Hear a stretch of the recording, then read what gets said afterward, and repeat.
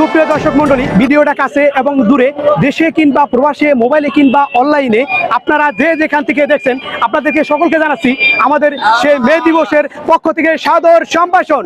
দর্শক মন্ডলী, আপনারা জেনে থাকবেন আজকে কিন্তু আমরা চলে আসছিলাম আমাদের সেই বুরুঙ্গামারি। আমরা কৃষক শ্রমিক যারা আছি, অনেক সময় কিন্তু আমাদের ন্যায্য পাওনাগুলো আমরা পাই না, আমাদেরকে ন্যায্য পাওনার থেকে আমাদেরকে বঞ্চিত করা হয়।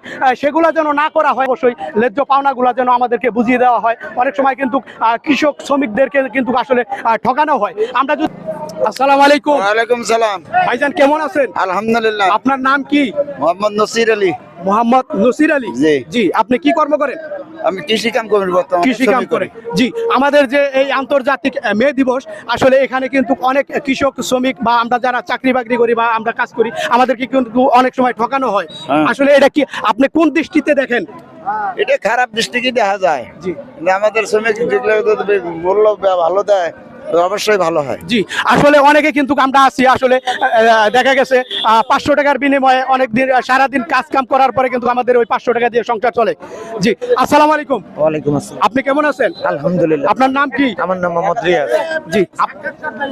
জি, আপনি কি করেন? আমি পরিবহন চালাই। পরিবহন চালান। জি। জি, আসলে আমাদের যে আন্তর্জাতিক সে মে দিবস, মহান মে দিবস, আসলে মে দিবস উপলক্ষে আপনি কিছু বলেন। আমাদের শ্রমিকের বেতন, যেটা শ্রমিকের যেটা নিশ্চয় সেটা পাওনা থাকলেই আমরা খুশি। জি। আমরা এতই ধন্যবাদ। জি, মে দিবস, আন্তর্জাতিক মে দিবস যেন এটা সফল হোক, সফল হোক। জি, এই স্লোগানে কিন্তু আমরা দেখতে পাচ্ছি বুরুঙ্গামারি গোল চত্বর অনেক জায়গায় ব্যানারে অনেকে গেঞ্জি ধারণ করেছে, অনেকে আমরা এই যে ক্যাপ ধারণ করেছি, আপনারা দেখতে পারেন। আসসালামু আলাইকুম ভাইয়া। ওয়ালাইকুম আসসালাম। ভাইয়া আপনি ভালো আছেন? জি আলহামদুলিল্লাহ। ভাইয়া আপনার নাম কি? আমার নাম মুর্শেদুল আলম। মুর্শেদুল আলম। জি, আপনি কি করেন?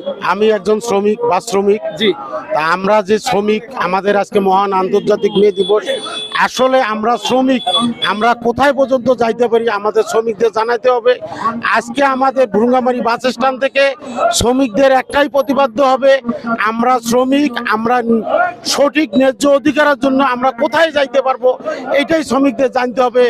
আমরা আন্তর্জাতিক পর্যায় পর্যন্ত যাওয়ার অধিকার রাখি। আমাদের জন্য আন্তর্জাতিক আদালত আছে, ILO, তারা সরাসরি আমেরিকা থেকে পরিচালিত হয়। শ্রমিকদের জন্য অনেক সংগঠন আছে, কাজ করে।